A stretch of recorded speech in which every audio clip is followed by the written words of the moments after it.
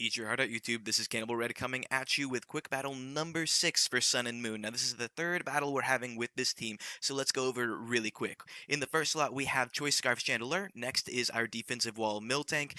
Then we've got Mega Aerodactyl, who hits like a truck. Next slot is Pukamuku, who is just kind of like a shenaniganizer over here doing weird stuff.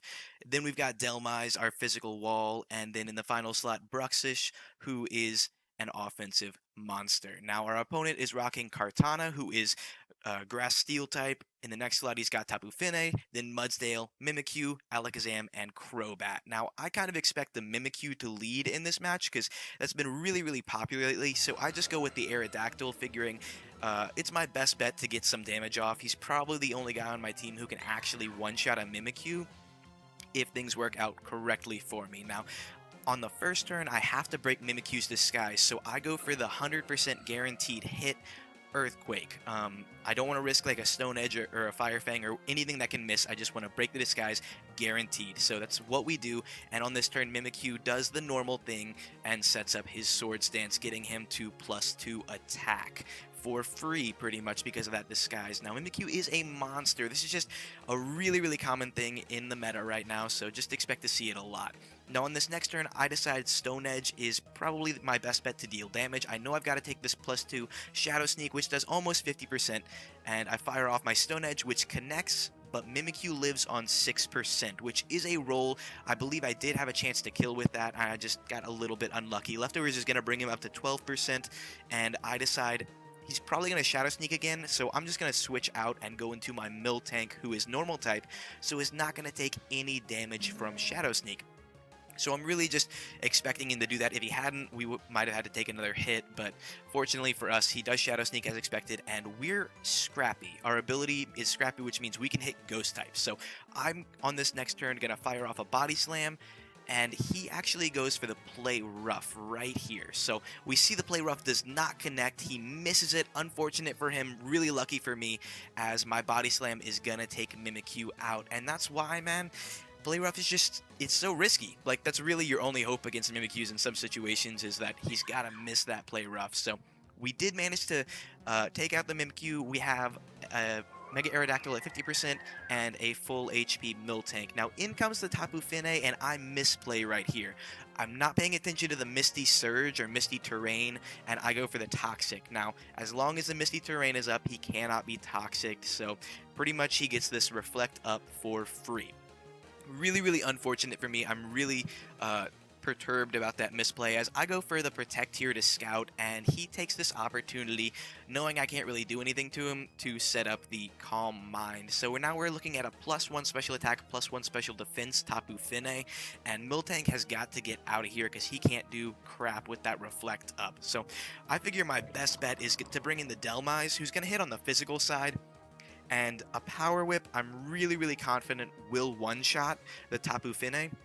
So he goes for the Calm Mind on this turn that I decided to switch. So I'm really going for Power Whip on this next turn. Unfortunately, a +2 Moonblast from a Tapu Fini apparently one-shots a Delmise, so something to keep in mind. You cannot take a +2 Moonblast.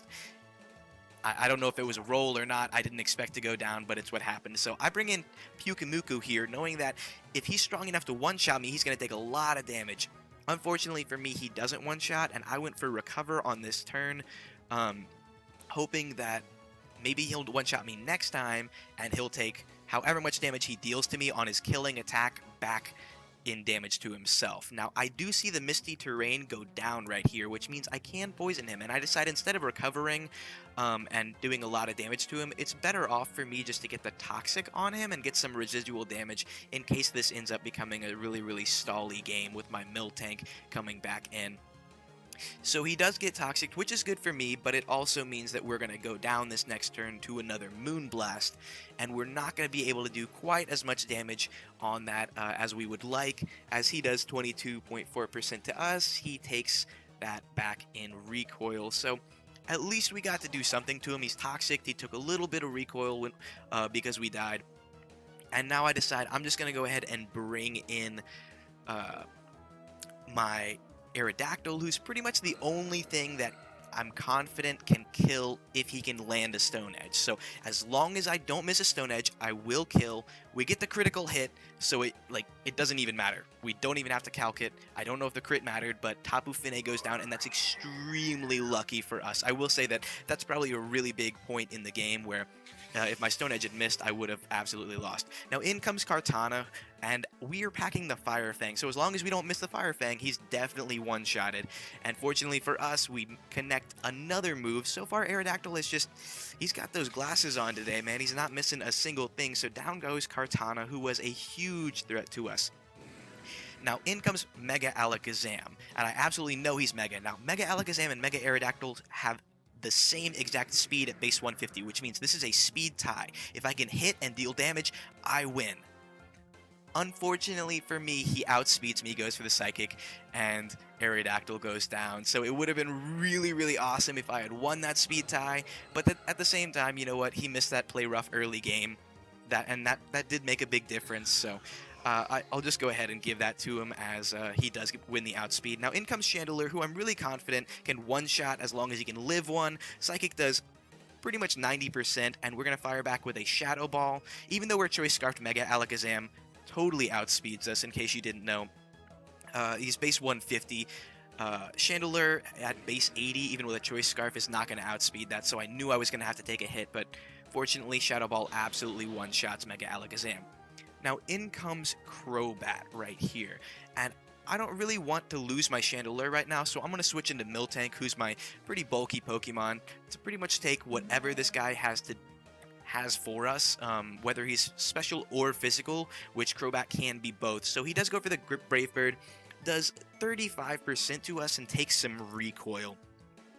Now, at this point, I just want to paralyze this thing. So on this next turn, I'm going to go for the Body Slam, really, really praying that I get the para, because it'll absolutely help me basically win a Stall War at really good health against this guy. But he is packing the Z move on this turn, which is going to do a huge amount of damage with the Supersonic Sky Strike, dealing 58%, so that's way, way, way more than Milltek wanted to take. I totally thought I was going to be able to stall this guy out, but it doesn't look like it's going to happen with that Z move, so really wasn't expecting that.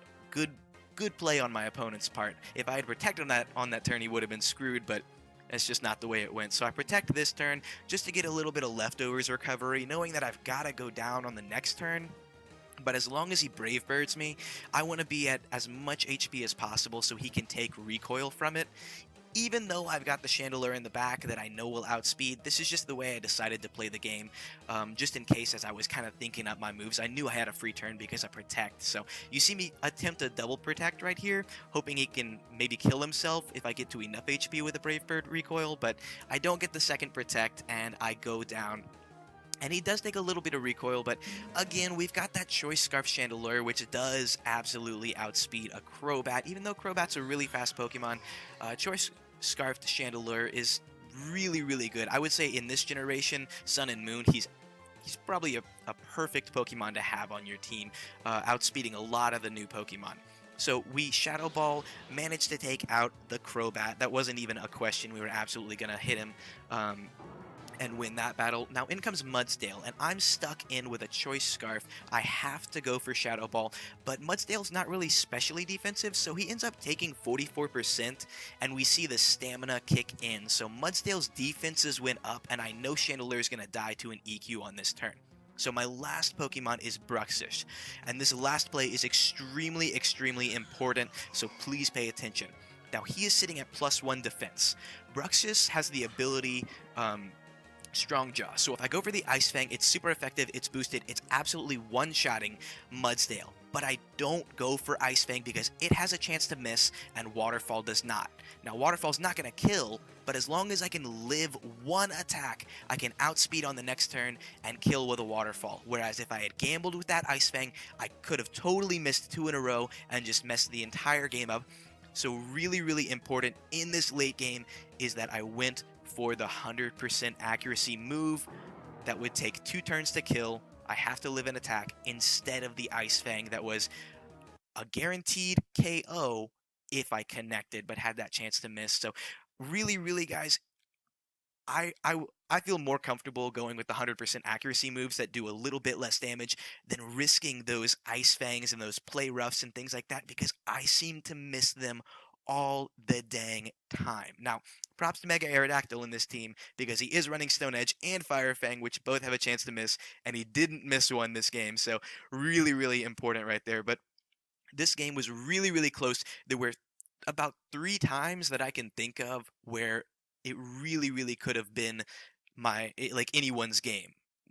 With the play rough miss early game, with me screwing up toxicking on the misty terrain, and then again right here at the end where I decided to go for the waterfall instead of the Ice Fang. And then again, the Fire Fang Connect on Kartana pretty much sealed the deal with Mega Aerodactyl there. So this was really, really touch and go. It was an extremely close game. I just want to point that out to y'all in case y'all weren't catching that.